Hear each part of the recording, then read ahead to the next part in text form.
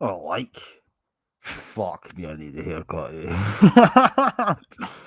Anyway, I just making a wee video here because obviously I've paid attention to some of the stuff that's been going on in Westminster as of late. You know, Keir Starmer, big based and bread-pilled Keir Starmer, came out and basically said that the Labour Party, are going to crack down on immigration.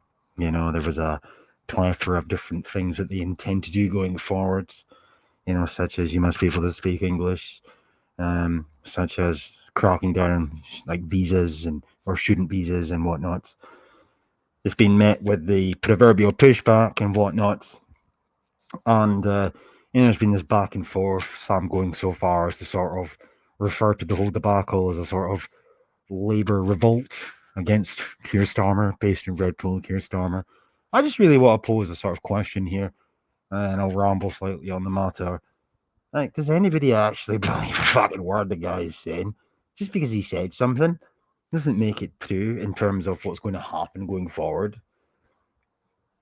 You know, and I will come to my point on that in just a second. The only positive thing that I can think of off the top of my head in terms of him coming out with this speech referring to, you know, the UK, if things continue as they are, we're going to end up being an island of strangers and whatnot. The only good thing that I can think of that could potentially come out of this, well, albeit, yeah, if he actually acted upon the things that he intends to do, which I doubt, is that at the very bare minimum, it sort of shifts the goalposts in terms of conversation. Because if that dickhead from the Labour Party can say it, then you can't necessarily be called far right for speaking about it yourself, can you? Because Mr. Lefty Lefty over there is saying it. You know?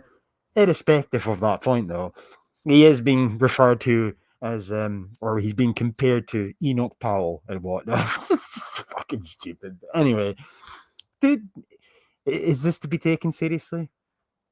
Yes, you could maybe say the jury's out on that one. I personally just think it's a lot of bullshit. But, you know, time will tell. But anyway, just briefly, I will share this. Um, it's the first article, right? No, this one first, sorry. Share the screen. UK is now in talks to send failed asylum seekers abroad. Okay. Then he is there with his jailed hair. Okay. It's 2025, mate. Nobody uses hair gel anymore. Anyway, the UK is in talks with other countries to set up overseas return hubs for failed asylum seekers.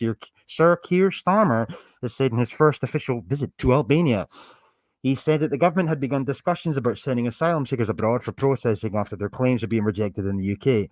He would not comment on which countries were involved or where failed asylum seekers could be sent, but Albania, he said, was not part of the talks, or Albania wasn't part of the talks. Isn't this the same guy who, like, not too long after he took office in the fucking first place, confirmed that the Rwanda deportation plan was dead, right? This was just a year ago, okay? Sir Keir Starmer has confirmed the Rwanda deportation scheme is dead and buried in his first full day as Prime Minister, okay? Then we can come to this one. Starmer doubles down on Island of Strangers immigration route amid growing Labour revolts, okay? Come down here and it says that he's doubled down on his inflammatory language. on immigration as Labour's backlash over the language he used grows. The PM's warning that Britain is becoming an island of strangers as a result of migration has sparked along with claims that it was almost word for word as a line from Enoch Powell's infamous Rivers of Blood speech. Downing Street has denied that any comparison should be made with the right-wing Tory, who is a political hero of Nigel Farage. Fucking. Ugh. And the Prime Minister has already denied that his hardline approach on immigration is a reaction to Reform's UK surge in popularity and crushing Labour in the recent local elections. Or crushing Labour defeat in the local elections, I assume that should say. Spokesperson for the PM insisted that Sir Keir absolutely stands by his language, including claims that mass immigration has done incalculable damage to the British economy, which Labour was partly responsible for, you know. I mean, this isn't the first time we've heard shit like this, though, is it? Angela Merkel, several years ago, said that German multicultural society, or the German multicultural society, had failed. What happened? Fuck all. Nothing happened. This is red meat, as far as I'm concerned. And even if, okay, this is my point. This is my point to this. Even if Keir Starmer, right, is legitimate, and even if Keir Starmer actually starts to do something about, immigration, damage is done in many respects. The damage is absolutely done. Millions and millions and millions of people have entered the UK over the years. Since not since 1997, but it's exploded since 1997, got exponentially worse under the Tories, especially in the past few years. It's effectively putting a plaster over a wound. But that is to go down the avenue or the conversation or the route of suggesting that everything that's being suggested or that everything that's been talked about by Keir Starmer and whatnot is legitimate. I still pose the question, is this just words? It's still a lose-lose, really, isn't it? Because the damage is done. So either just fuck all, he just says stuff and he does fuck all, or he does attempt to sort of slow the pain, so to speak. But regardless, the damage is done. The damage is done. I would argue that there's a good portion of the damage that has been done is irreversible. But regardless, I don't necessarily think people should be really buying too much into this. Whether or not this has anything to do with the fucking rise of reform is solely down to your belief in whether or not politics is legitimate or not. I obviously come from a very biased side of the aisle because I think the whole thing's dog and ponies, theatre, pantomime. So, from my standpoint, I don't really buy into the narrative that Keir Starmer is acting on his own beliefs and he says and does what he wants to do because he is who he is. I personally believe that he's just fucking parroting whatever he's told to parrot. And then that brings us own questions. Why would he be parroting what he's parroting? Why is this question coming up now? And then again, it kind of does tie back into it. Momentum is building up for alternative political parties. Then you could make the argument that that's why Keir Starmer is now allowed to come out and say what he said. Regardless of that fact, it is undeniable that we already are an island of strangers in many parts of the country.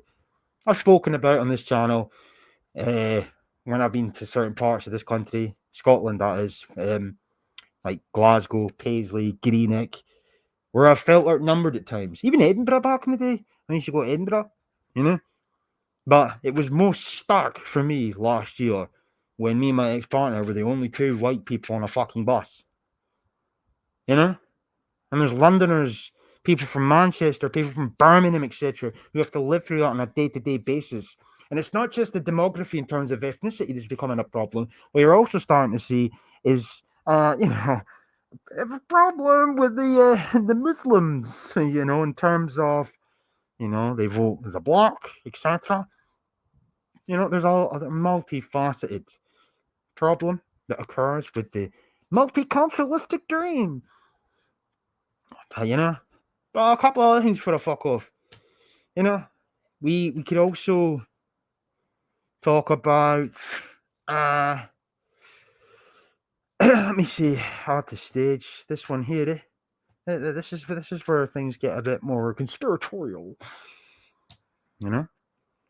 European Union should undermine national homogeneity, says United Nations Migration Chief. This was Peter Sutherland back in 2012. What did he have to say for himself? This is one of the fuckers that was in charge or was partly involved in the early stages of the United Nations Migration Compact, where he says that the EU should do its best to undermine the homogeneity of its member states. Right? I'm going to have to pause this to put my laptop on charge. 2 seconds.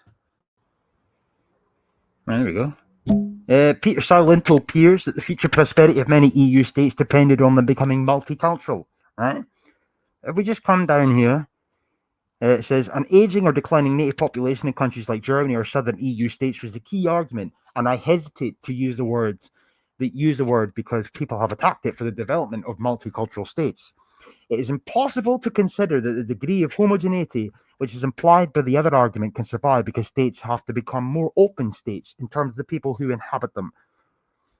Right? He says here that The United States, or Australia and New Zealand are migrant societies, and therefore they accommodate more readily those from other backgrounds than we do ourselves, who still nurse a sense of our homogeneity and difference from others. And that's what precisely what the EU, in my view, should be doing its best to undermine. Okay.